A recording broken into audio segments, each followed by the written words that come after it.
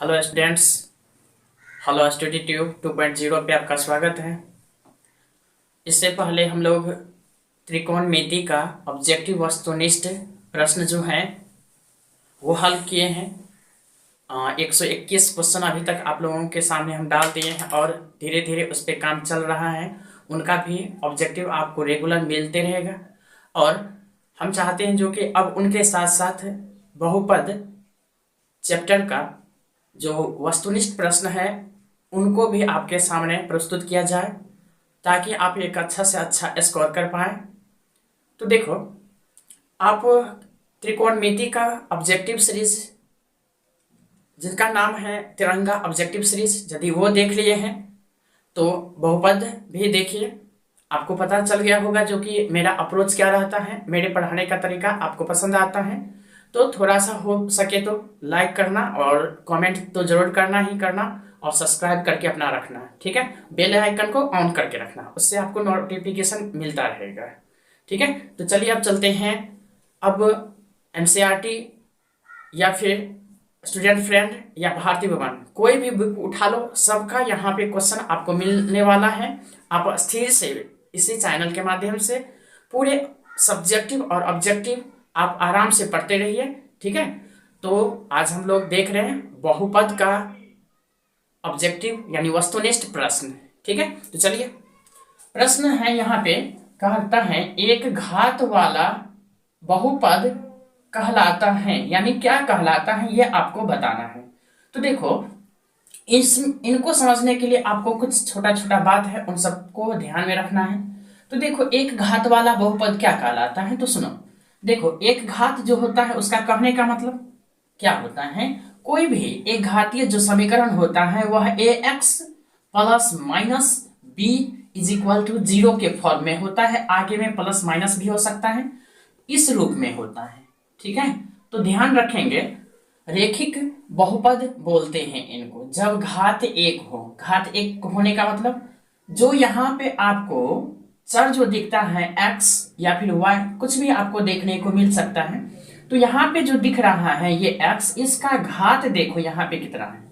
ये जो घात है वह घात एक है, ठीक है। इसीलिए इसका नाम दिया गया है रेखिक बहुपद, ठीक है। तो आपका जो क्वेश्चन है उनका सही आंसर हो जाएगा रेखिक बहुपद, ठीक है। द्विघात बहुपद क्या होता है, देखो a x square plus minus b x plus minus c is equal to zero के फॉर्म में हो, इसके आगे भी प्लस माइनस हो सकता है, इस रूप में हो, तब उसे हम लोग कहेंगे द्विघात बहुपद, ठीक है। त्रिघात बहुपद ध्यान से सुनिए, a x cube plus minus b x square plus minus c x plus minus d is equal to zero, यानी इस फॉर्म में हो तब वह जो है त्रिघातीय बहुपद कहलाता है। क्यों? क्योंकि ध्यान से देखो यहाँ पे अधिकतम घात कितना है, 3, इसीलिए इसका नाम दिया गया है त्रिघात बहुपद, ठीक है। बहुपद इसमें घात देखना, अधिकतम कितना है, अधिकतम 2 है, इसीलिए इसका नाम दिया गया है द्विघात बहुपद, ठीक है। इसमें आपको कंसेप्ट समझना होगा अभी, ठीक है, वो भी हो जाएगा धीरे धीरे। तो आपका तो ये आंसर हो ही गया, ये त्रिघात बहुपद का मिल ही गया। यहाँ पे डिस्कशन क्या होता है तो हम समझते हैं, जितना भी डॉट है ये सारा यहाँ पे क्लियर हो गया है। रेगुलर देखते रहिए, और भी बहुत सारा डॉट होगा तो वो भी खत्म हो जाएगा, ठीक है। याद रखेंगे, रेखिक बहुपद का जो स्वरूप होता है वह plus minus a x plus minus b is equal to zero के फॉर्म में होता है। और द्विघात बहुपद जो होता है वह a x square plus minus b x plus minus c is equal to zero के रूप का होता है। और त्रिघात बहुपद जो होता है वह a x cube plus minus b x square plus minus c x plus minus d is equal to zero के रूप का होता है। बस तीनों बहुपद को आपको ध्यान में रखना है, इसी से रिलेटेड करके आपसे क्वेश्चन पूछा जाता है, ठीक है। तो चलिए अब चलते हैं क्वेश्चन नंबर 2 की तरफ।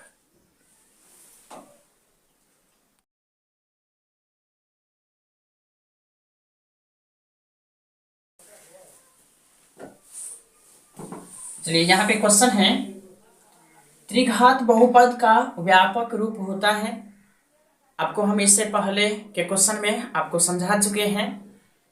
व्यापक रूप या फॉर्म दोनों एक ही बात है, मैंने उनको थोड़ा सा क्या किया इंग्लिश में बोल दिए, इसीलिए आपको क्या वहां पे फॉर्म वर्ड सुनने को मिला होगा। तो फॉर्म और जो हम बोले हैं दोनों एक ही चीज है, व्यापक हिंदी में बोलते हैं, फॉर्म इंग्लिश में बोलते हैं, बस इतनी सी बात है।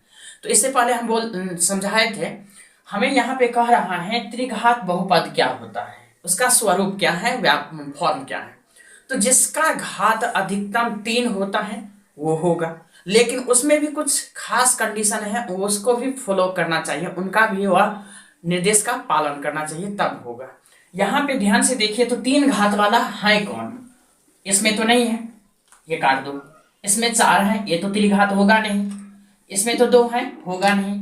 ऑप्शन जो है बी आपका बिल्कुल सही है, क्योंकि इसमें घात जो है चर का वह 3 दिखता है, इसीलिए यह जो होगा त्रिघात बहुपद होगा। ठीक है, और जब क्वेश्चन आएगा तो हम ये भी डिस्कस करेंगे रेखिक बहुपद में शून्याङ्कों की संख्या कितनी होती है, द्विघात बहुपद में शून्याङ्कों की संख्या कितनी होती है, और त्रिघात बहुपद में शून्याङ्कों की संख्या कितनी होती है, इस पर भी हम चर्चा करेंगे। और उनके जो है रिलेशन जो होता है, जैसे कि alpha plus beta plus gamma, alpha into beta into gamma, या अल्फा इंटू बीटा, जो भी रिलेशन है हम आगे की ओर पढ़ेंगे, जब ऑब्जेक्टिव में आ जाएगा तब हम आपको समझाते रहेंगे रेगुलर। ठीक है, तो ऑप्शन नंबर बी जो होगा वह आपका बिल्कुल ही सही होगा। ठीक है, चलिए अब चलते हैं क्वेश्चन नंबर 3 की तरफ।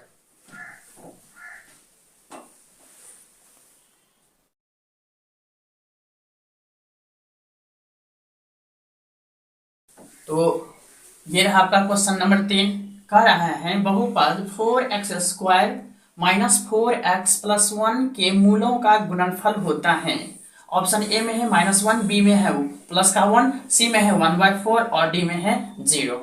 तो ध्यान से सुनिए, यहाँ पे जो है आपको ये वर्ड सुनने को मिलता होगा मूलों का गुणनफल। तो मूल होता क्या है, मान लीजिए आप किसी समीकरण को तोड़ते हैं तो उसमें आपको x का 2 मान निकल जाता है, तो उसे बोलते हैं मूल, यानी पहला मूल दूसरा मूल, यानी अल्फा और बीटा, पहला अल्फा दूसरा बीटा। तो यहाँ पे हमसे पूछा जा रहा है मूलों का गुणनफल, अर्थात हमें कहा जा रहा है अल्फा इंटू बीटा का मान बताइए। ठीक है, तो यहाँ पे हम लिखेंगे alpha into beta is equal to C/A, ये फॉर्मूला होता है, आपको थोड़ा इसको भी ध्यान में रखना है। Alpha into beta is equal to C/A। अब ये C और A क्या होता है, तो ध्यान से देखते चलो, यहाँ पे जो व्यापक रूप होता है उसके अनुसार सजाइए, तब फिर आपको पता चलेगा। ax² प्लस bx प्लस का c इज इक्वल टू 0। अब इनके सामने ये वाला समीकरण को रख लीजिए, ये हो गया 4x² माइनस का 4x और प्लस का 1। ठीक है, अब देखिए यहाँ जो है a के सामने सामने आपको क्या दिखता है 4, तो a का मान हो गया 4। b के सामने सामने क्या दिखता है माइनस का 4, ठीक है, तो ये -4 हो गया। और c के सामने सामने यहाँ पे आपको क्या दिखता है प्लस का 1, तो ये +1 जो है c का मान हो गया। अर्थात a बराबर यहाँ पे 4 है, b बराबर -4 है और c बराबर +1 है। ठीक है, ये मान आपको निकालना पड़ेगा। यदि आप समझ जाते हैं तो डायरेक्ट कह सकते हैं ये a का मान है, ये b का मान है और ये c का मान है। तो ध्यान से देखिए, c का मान रखना है, तो c का मान है 1 और a का मान है 4, तो 1/4 आ गया, ये भी आपका आंसर 1/4। ऑप्शन सी जो होगा वह बिल्कुल सही होगा। ए होगा नहीं काट दीजिए, बी होगा नहीं काट दीजिए, डी होगा नहीं काट दीजिए, तो आपका आंसर आ गया यहाँ पे सी वाला, अर्थात 1/4। अब चलिए चलते हैं क्वेश्चन नंबर हम लोग 4 की तरफ।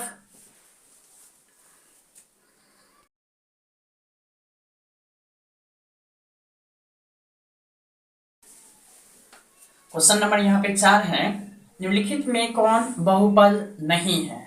Option A B C D, इतना ढेर सारा दे रखा है।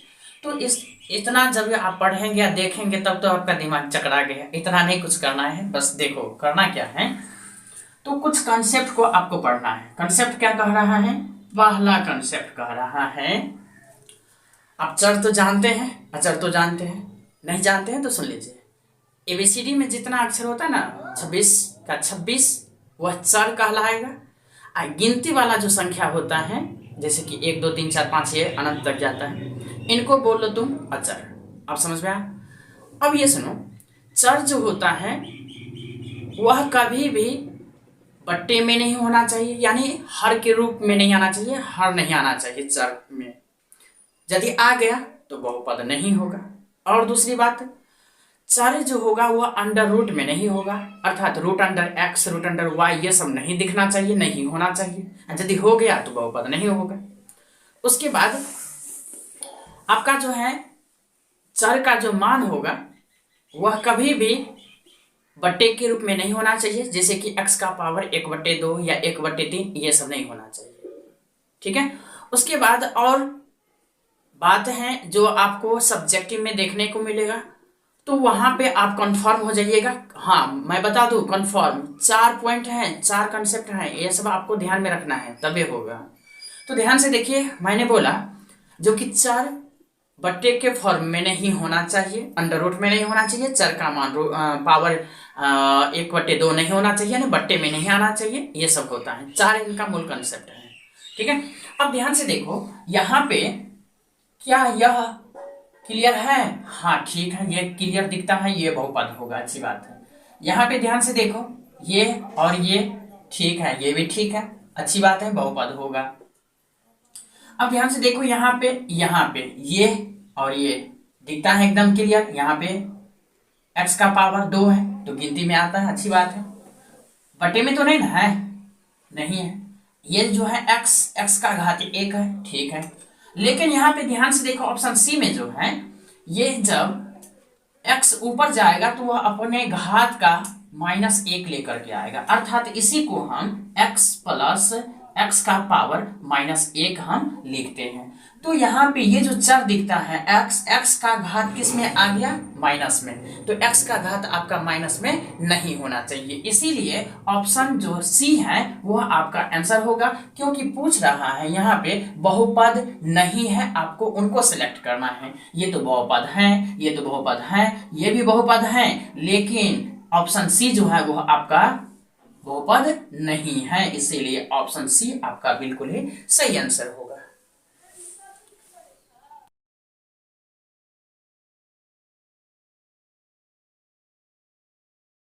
है एक द्विघात बहुपद के मूलों का योगफल एवं गुणनफल क्रमशः 2 और -15 है तो द्विघात बहुपद होंगे। यानी कह रहा है आपको मूलों का योगफल बोला है, तो इसका मतलब अल्फा प्लस बीटा बोल रहा है, क्योंकि यहाँ पे द्विघात बहुपद है और 2 शून्यांक होता है, इसीलिए अल्फा प्लस बीटा करेंगे। तो अल्फा प्लस बीटा जो है वो आपको दे रखा है यहाँ पे कितना? 2। और यहाँ पे बोला है गुणनफल, यानी मूलों का गुणनफल, यानी अल्फा इंटू बीटा, ये आपको मान दे रखा है कितना? -15।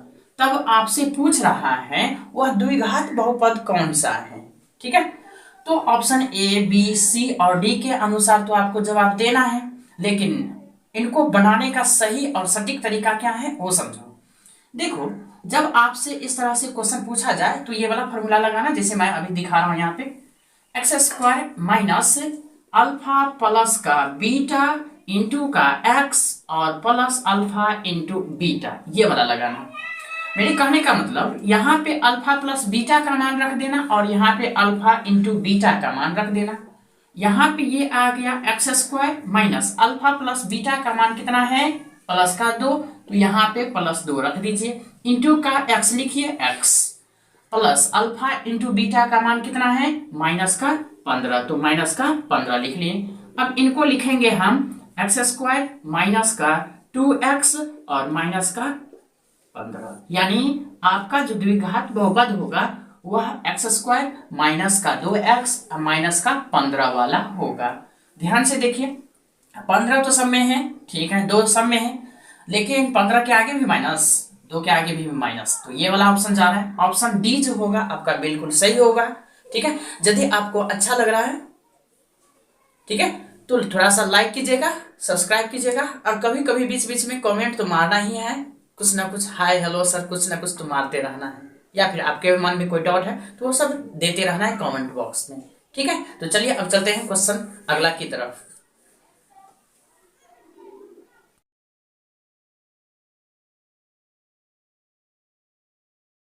चलिए तो अब देखते हैं क्वेश्चन नंबर, यहाँ पे आपको दिखता होगा ये छठा है।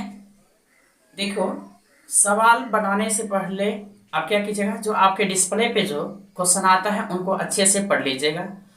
होता क्या है, हम केवल यहाँ पे उतना ही चीज लिखते हैं जितना कि हमको जरूरत रहता है। क्वेश्चन पहले आप पढ़ लीजिएगा। देखो यहाँ पे हमको दे रखा है x square plus x minus plus का 1 यानी 1। तब आपसे कह रहा है 1/अल्फा प्लस 1/बीटा इज इक्वल टू व्हाट। आपको मान बताना है इसका। ऑप्शन ए में दे रखा है 1, बी में -1, सी में 0 और डी में दे रखा है इनमें से कोई नहीं। ठीक है, तो देखो इनको बनाने के लिए हम करेंगे क्या, इसी को पहले तोड़ेंगे। 1/अल्फा है, प्लस है तो प्लस ले लो, 1/बीटा है तो बीटा ले लो। तो इनका जब एलसीएम लेंगे तो आपको क्या मिलेगा, अल्फा इंटू बीटा मिलेगा। इससे ये कट गया, ऊपर में बीटा जाएगा तो ये हो गया बीटा, प्लस है तो प्लस, ये बीटा से बीटा कैंसिल, अल्फा रहेगा तो ये अल्फा आ गया। अब ध्यान से देखिए, यहाँ पे आपको कह रहा है alpha plus beta, alpha plus beta बट्टे alpha into beta, alpha into beta. Alpha plus beta अर्थात शून्यांकों का जो योगफल होता है वो क्या, तो -b बट्टे का a होता है। ठीक है, ये बड़का वाला बट्टे यहाँ पे रखे हैं अभी। अल्फा इंटू बीटा का मान क्या होता है, तो c बट्टे का a होता है। अब ध्यान से देखिए, यहाँ पे a और a कट जाता है तो हम कह सकते हैं ये -b बट्टे का c होगा। ठीक है, अर्थात आप ये भी कह सकते हैं 1/अल्फा प्लस 1/बीटा जो होता है इसका सूत्र निकल गया हमको -b/c। ठीक है, तो यहाँ पे आपको क्या करना है, ऊपर में b का मान रखना है माइनस के फॉर्म में। b का मान यहाँ पे ध्यान से देखेंगे तो आपको 1 दिखेगा।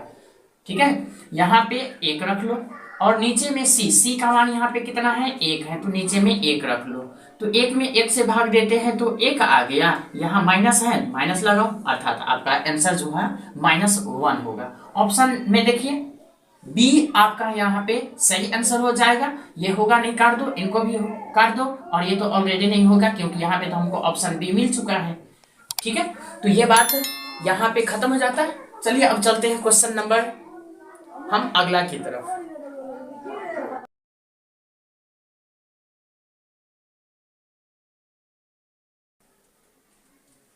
चलिए तो अब चलते हैं क्वेश्चन नंबर 7 की तरफ। देखो कहता है निम्नलिखित में कौन बहुपद नहीं है। ठीक है, नहीं वाला को आपको पकड़ना है, जो बहुपद है उनको छोड़ देना है। ठीक है, तो ध्यान रखिए ऑप्शन ए में आपको दिखता होगा -7। देखो गिनती वाली जितना भी संख्या होगा ना सब बहुपद होगा, ये बात याद रखिएगा। ठीक है, चाहे वो माइनस में हो या फिर प्लस में हो, वो बहुपद होगा। ठीक है, देखो यहाँ पे ये भी होगा। आप कहेंगे सर अंडर रूट में तो आप बोले थे नहीं होना चाहिए, तो यहाँ पे तुमको अचर दिख रहा है, मैंने बोला था चर नहीं होना चाहिए। चर बोले तो XYZ ABCD जो है सो ये तो होगा बहुपद, ये भी होगा बहुपद। अब ध्यान से देखो यहाँ पे रूट अंडर x है, मैंने बोला अभी रूट अंडर x नहीं आना चाहिए। यदि रूट अंडर x आ गया तो बहुपद नहीं होगा, रूट अंडर y आ गया तो नहीं होगा, अर्थात अंडर रूट में आपको चर दिख जाए तो नहीं होगा बहुपद। इस बात को ध्यान में रखिएगा। ठीक है, तो ऑप्शन जो है यहाँ पे तो C एकदम क्लियर हो जाता है, लेकिन फिर भी डी पे हम डिस्कस करते हैं। देखो तो यहाँ पे x का पावर मैंने बोला होना चाहिए, लेकिन बट्टे में रहेगा तब नहीं होगा। क्या यह बट्टे में है, नहीं है, इसका मतलब बहुपद है। हमें पकड़ना किनको है, बहुपद नहीं है उनको पकड़ना है। ठीक है, तो ये तो बहुपद है, ये भी बहुपद है, ये भी बहुपद है। ऑप्शन सी जो होगा वह आपका बिल्कुल सही होगा, क्योंकि यह बहुपद है नहीं और पूछ रहा है आपसे बहुपद नहीं है। ठीक है, तो ऑप्शन सी आपका बिल्कुल सही आंसर होगा। ठीक है, तो चलिए अब चलते हैं अगला क्वेश्चन पर।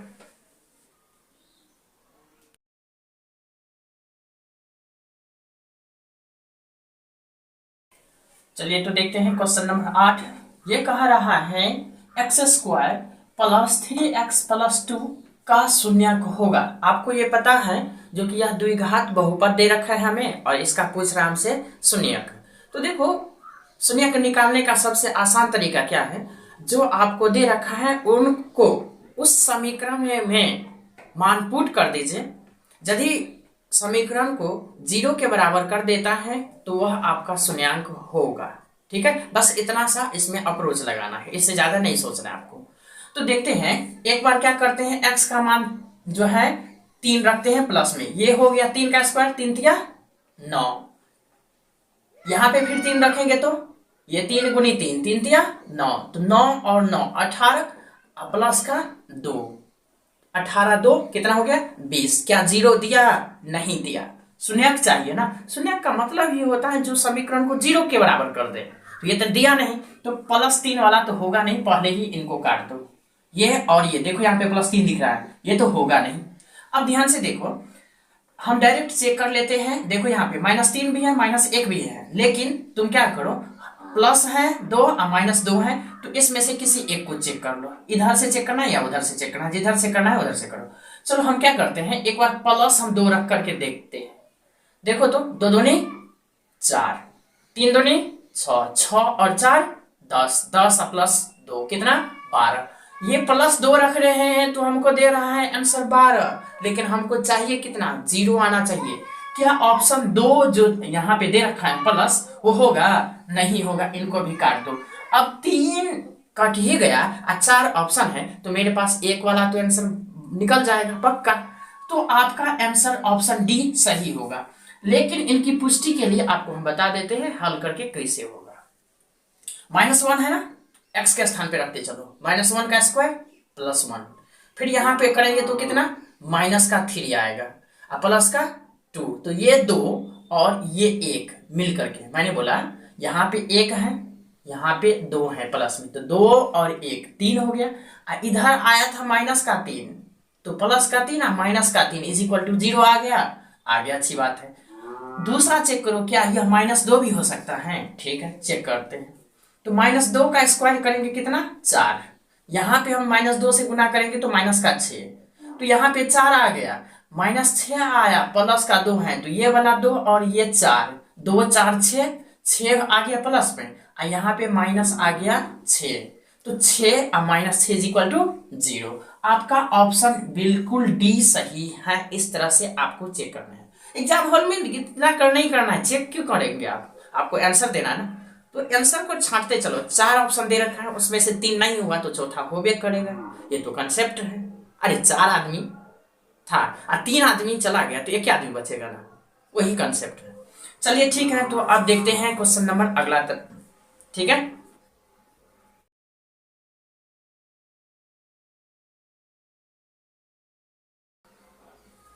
चलिए देखिए क्वेश्चन है, यहाँ पे एक बहुपद दे रखा है x² - 3x + 5 यानी 5।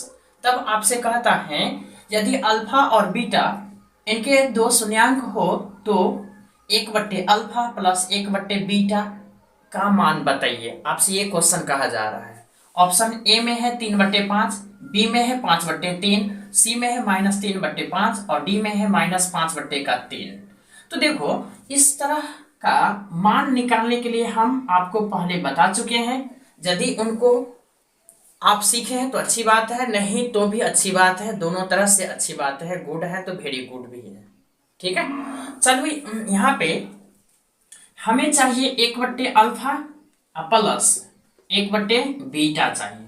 जब आप इनको हल करते हैं तो नीचे में आ जाएगा अल्फा इंटू बीटा, ऊपर में आ जाएगा अल्फा प्लस का बीटा। तो यहाँ पे आपको यह सोचना है अल्फा प्लस बीटा का मान -b/a का a होता है, और अल्फा इंटू बीटा का जो मान होता है वह c/a होता है। मैंने बोला अल्फा प्लस बीटा का जो मान होगा वो -b/a होगा, अल्फा इंटू बीटा का जो मान होगा वो c/a होगा। ध्यान से देखिए a और a कट जाएगा, तो यहाँ पे आ गया -b/a का c। तो आप ये भी याद रख सकते हैं 1/अल्फा प्लस 1/बीटा जो होता है वो -b/c के बराबर होता है।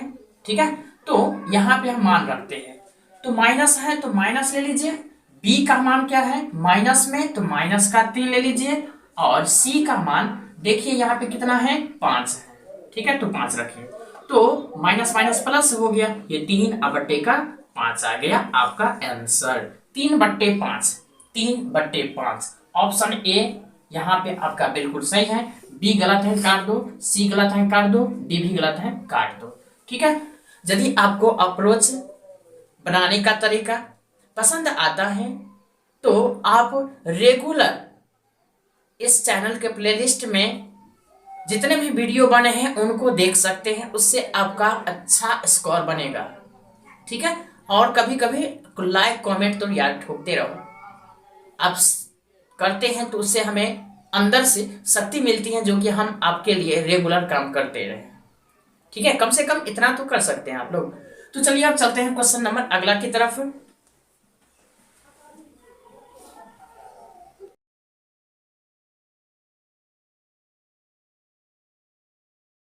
क्वेश्चन कह रहा है x² - 3 के शून्यांक हैं। Option A B C D में ऑप्शन दे रखा है, आपको इस तरह से इनको हल करना है। तो ध्यान से देखिए, इनको हम हल कैसे करेंगे। तो शून्यक बोला है ना, जब भी आपको बहुपद दे करके शून्यक पूछे तो क्या करना, इज इक्वल टू में 0 कर लेना। x² - 3 इज इक्वल टू 0, क्यों, क्योंकि आपसे शून्यक पूछा जा रहा है, इसीलिए 0 कर लेना।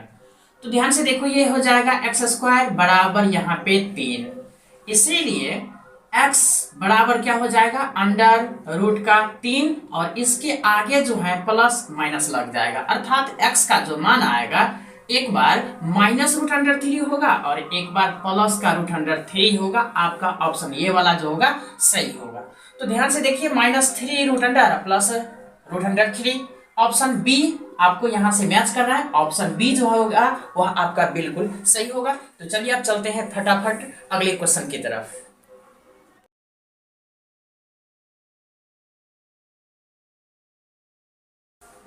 चलिए, ये आ गया आपका क्वेश्चन नंबर 11।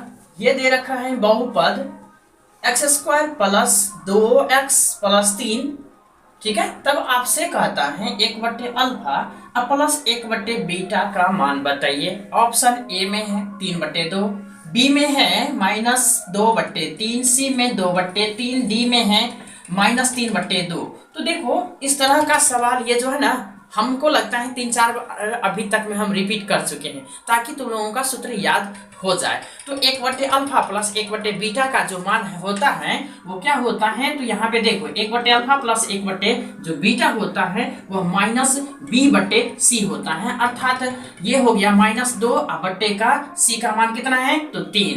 ये -2/3 वाला आपका ऑप्शन बी जो है बिल्कुल सही है। तो चलिए चलते हैं फटाफट क्वेश्चन नंबर अगले की तरफ।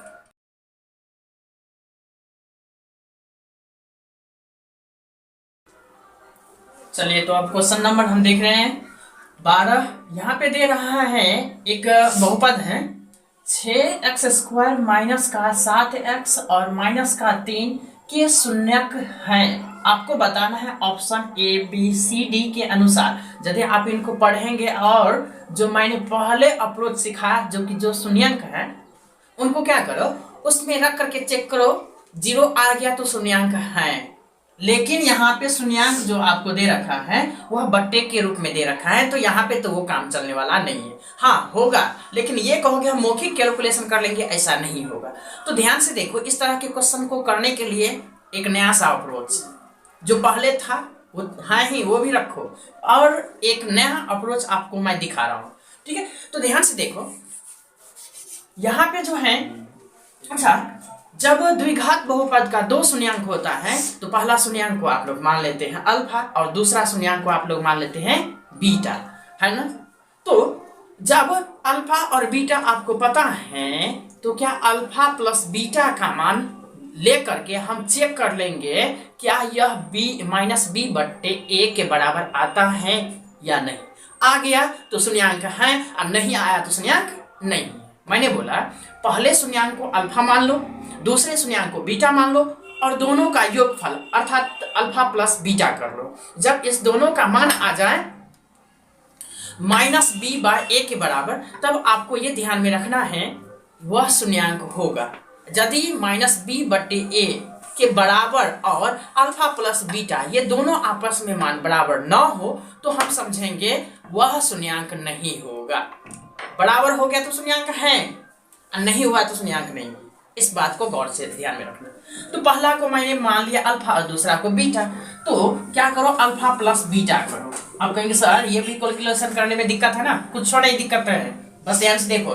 इनको गुना करो, 3 तिया 9 ऊपर में लिखो, 2 तिया 6 माइनस का 6 लिखो, अब बट्टे 3 दूनी 6 कितना हो गया, सॉरी यहाँ पे जो है 1 गुने 2 ये 2 होगा, ठीक है ये 2 होगा। अब ध्यान से देखो ये 7 अब बट्टे का कितना आ गया 6, 7 बट्टे 6 ये किसके बराबर होना चाहिए, माइनस बी बट्टे ए के बराबर। क्या ए का मान 6 है, जी हाँ है। क्या बी का मान -7 है, हाँ है। इसका मतलब ऑप्शन बी सॉरी ए जो होगा वह बिल्कुल ही सही होगा। आपको पूरे चेक करने की कोई जरूरत नहीं है। अब बस इतना बात को मेरा अप्रोच समझिए और बनाइए। देखिएगा एग्जाम हॉल में जो ना, यदि आप मेरा अप्रोच फॉलो करते हैं, मानते हैं, समझते हैं, तो एग्जाम हॉल में आपको हम कहते हैं एक क्वेश्चन हल करने में आपको ज्यादा से ज्यादा 20 से 22 सेकंड लगेगा, उससे ज्यादा नहीं लगेगा। लेकिन हाँ अप्रोच आपको बराबर देखते रहना है, उनको सीखते रहना है, तब बनेगा। अब उतना आसान नहीं है ऑब्जेक्टिव बनाना है। सुधर गया तो 2 लाख है, नहीं सुधरा तो 0 पे 0 लाख, ठीक है। तो चलिए अब चलते हैं क्वेश्चन नंबर 13 की तरफ।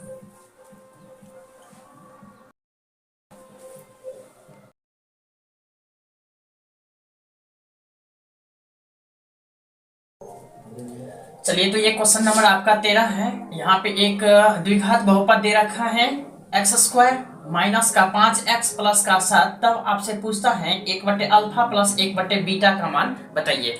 तो ध्यान में रखिएगा 1/अल्फा प्लस 1/बीटा जो होता है वह जो सूत्र है वह -b/c आता है, ठीक है। नीचे में c रहेगा, इस बात को ध्यान में रखना।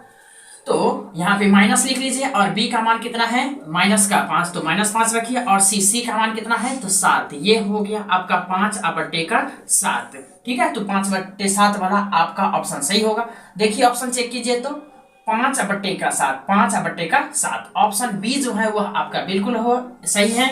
और ए तो होगा नहीं काट दो, सी होगा नहीं काट दो, डी होगा नहीं इनको भी काट दो। तो ऑप्शन बी जो है वह आपका बिल्कुल ही सही आंसर है, ठीक है।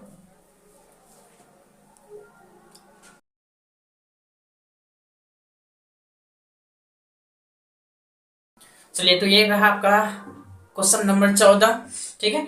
देखिए यहाँ पे दे रखा है ax² प्लस का bx प्लस का c। तब आपसे पूछता है शून्यांकों का योगफल, ठीक है। इसलिए मैंने यहाँ पे लिख लिया अल्फा प्लस बीटा। आपको वहां पे सेंटेंस में देखने को मिला होगा शून्यांकों का योगफल, ठीक है।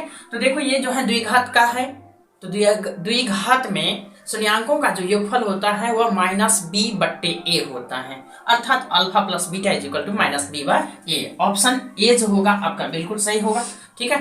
तो कभी कभी आसान वाला भी क्वेश्चन आपको फंसा सकता है, इसलिए हम हर एक तरह के क्वेश्चन के टाइप से आपको हम अवगत कराते रहते हैं। चलिए तो चलते हैं हम क्वेश्चन नंबर अगला की तरफ।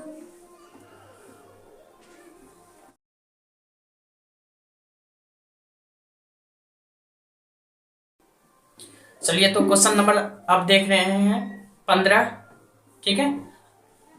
उससे पहले मैं आपको एक बात और बता दूं, यदि आप हमारे अप्रोच से पसंद है, अच्छा लगता है, तो आप मेरे चैनल के प्लेलिस्ट में जाकर के बहुत सारे चैप्टर का अध्याय का ऑब्जेक्टिव और सब्जेक्टिव प्लेलिस्ट बना हुआ है, आप वहां से जाकर के वीडियो को देख सकते हैं।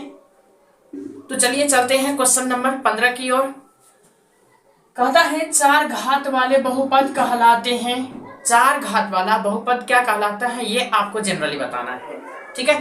तो ध्यान से सुनो, जिस बहुपद का घात 1 होता है रेखिक बहुपद कहलाता है। जिस बहुपद का घात 2 होता है द्विघात बहुपद कहलाता है। जिस बहुपद का घात 3 होता है त्रिघातीय बहुपद कहलाता है। और जिस बहुपद का घात 4 होता है उसे हम चतुर्थ घातीय बहुपद कहते हैं। मैंने बोला जिस बहुपद में घात 4 हो उसे कहते हैं चतुर्थ घातीय बहुपद। ठीक है, तो ऑप्शन को देखिए और आपका आंसर आउट हो जाएगा।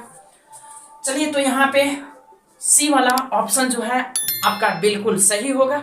तो इसी तरह निरंतर आप तिरंगा ऑब्जेक्टिव सीरीज में हिस्सा लेकर के आप अपने फ्यूचर को बनाते रहिए। ठीक है, और अपना ख्याल रखिए। मिलते हैं अगले एपिसोड में। धन्यवाद।